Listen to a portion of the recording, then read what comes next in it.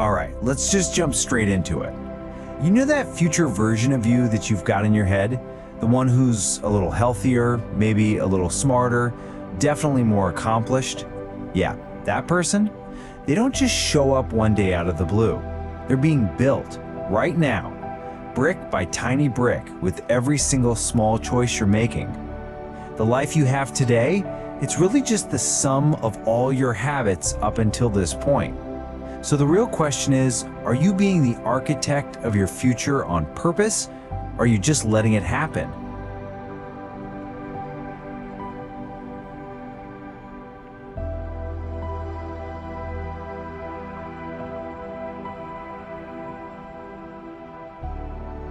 You know, it's kind of wild when you think about it. Over 2,000 years ago, way before we had all these apps and notifications and endless distractions, Aristotle had already cracked the code to living a great life. Excellence. It's not about that one heroic all-night cram session to get a project done. And it's definitely not that crash diet you try for a week. It's the quiet stuff, the unglamorous, consistent work that nobody else even sees. But knowing this actually brings up a really common problem, one that every single one of us runs into. Good old motivation. That amazing, but let's be honest, totally unreliable friend. It feels incredible when it shows up, right? It's like a shot of adrenaline. You feel like you can do anything. But the crash always comes, doesn't it? And the real change, the stuff that actually matters, that happens in the quiet moments after all that hype has just disappeared.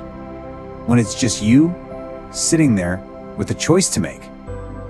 So what are you supposed to do when that feeling, that motivation, just isn't there? Well, the answer is a total game changer.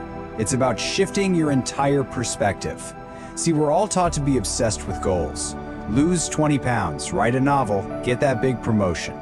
But goals are just the destination on a map. They don't tell you how to actually drive the car. For that, you need a system. And a system, it's nothing fancy. It's just the collection of daily habits that will get you to that destination pretty much on autopilot. And this quote from James Clear it nails it perfectly. Think about it for a second. Winners and losers in almost any field, they often have the exact same goals. Every athlete in the Olympics wants to win a gold medal. The difference isn't the goal, it's the system.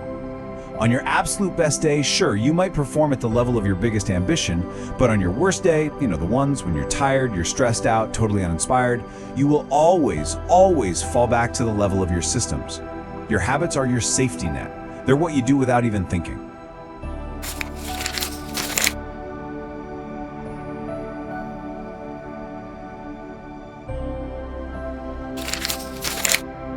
Okay, so if our habits are the bricks we're building with, what's the force that turns a pile of bricks into a skyscraper? This is where we get into this hidden engine that just quietly runs the world, from the stock market to your own personal growth. And it's the incredible power of the compound effect. Just try to imagine getting 1% better each day. That's it, 1%. It's so small you can barely see it. It's reading just one more page of a book, doing one more push-up, writing one more sentence. On any single day, the impact is, well, it's basically zero. You won't see a difference tomorrow or probably even next week. And honestly, that's why most people give up. They just don't see the magic that's working away under the surface. But this is the mind-blowing result of just sticking with it. That tiny, seemingly insignificant 1% improvement every day doesn't just add up. It compounds. It multiplies. And over the course of a single year, you end up almost 38 times better than when you started. It's the exact same principle Warren Buffett used to become one of the wealthiest people in history. Not by chasing some hot stock tip, but by letting his knowledge and his investments compound, year after year for decades. It is the closest thing we have to a real-life superpower. So really, it all boils down to this simple, beautiful formula. It's not about some superhuman effort.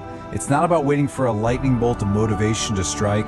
It's about making a slightly smarter choice, repeating it so many times that it becomes automatic, and then you just let time do all the heavy lifting for you.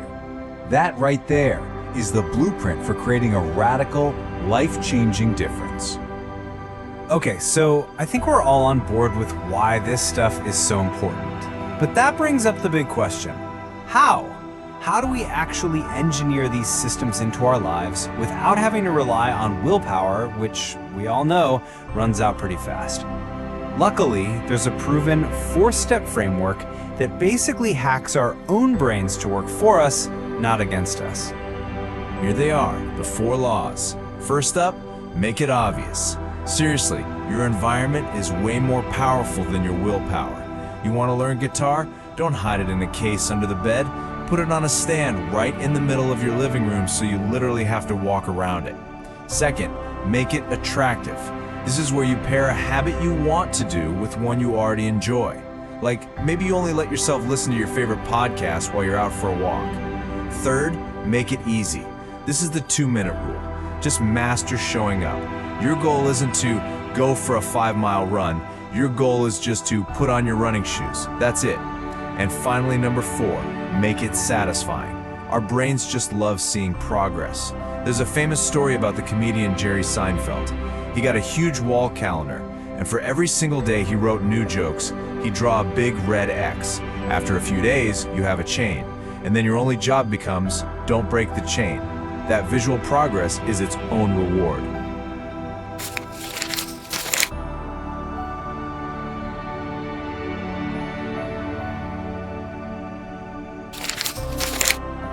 So that's the playbook for building the good stuff. But what about all those, pesky bad habits we want to get rid of? The ones that are holding us back? Well, the beautiful part is we don't need a whole new set of rules. We just take that same powerful framework and we flip it on its head. It's really that simple. To break a bad habit, you just invert those 4 laws. You want to stop scrolling on your phone all the time? Make it invisible. Leave it in another room when you're working. Make it unattractive. Just take a second to remind yourself how it shatters your focus and makes you feel anxious. Make it difficult. Log out of your social media apps every time you use them, so you have to type your password in again. And finally, make it unsatisfying. Maybe you tell a friend you'll pay them $10 every time you go over your screen time limit. See? You're just adding a little friction to the bad habits and removing all the friction from the good ones.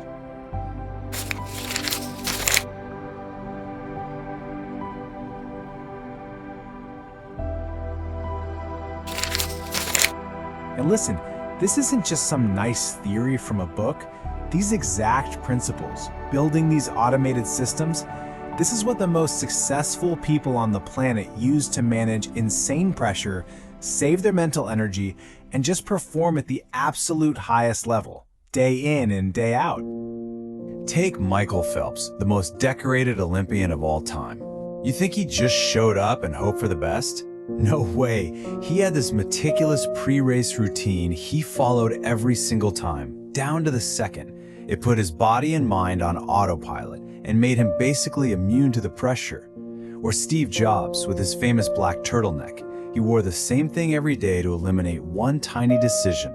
He knew our brains only have a limited amount of good decision-making fuel each day, and he wasn't about to waste it on picking out a shirt. And Oprah's daily gratitude practice? That's not just a nice thought. It's a system she uses to deliberately rewire her brain to see opportunity and abundance everywhere. They are all masters of habit architecture. When you put it all together, it all comes back to this one beautiful, timeless idea. So often, we look at our big goal, our mountain, and we just feel paralyzed by how huge it is. But the secret is, you don't move a mountain. You move one small stone, and then you move another, and then another. Your habits, they're the stones. And the simple, consistent act of carrying them, one by one, is what eventually reshapes the entire landscape of your life. So, as we wrap this up, I really want you to let that sink in. Your destiny isn't decided in some big, dramatic, movie-like moment. It's forged in the quiet, tiny, what feel like insignificant choices you make every single day. Now, if you want to go way deeper on this stuff and hear us talk about it in a much more casual, conversational way, we do that over on our Spotify podcast. But for now, the only question that really matters is the one you see right here. Don't worry about the mountain. Just focus on today. What is the one small stone you can move right now?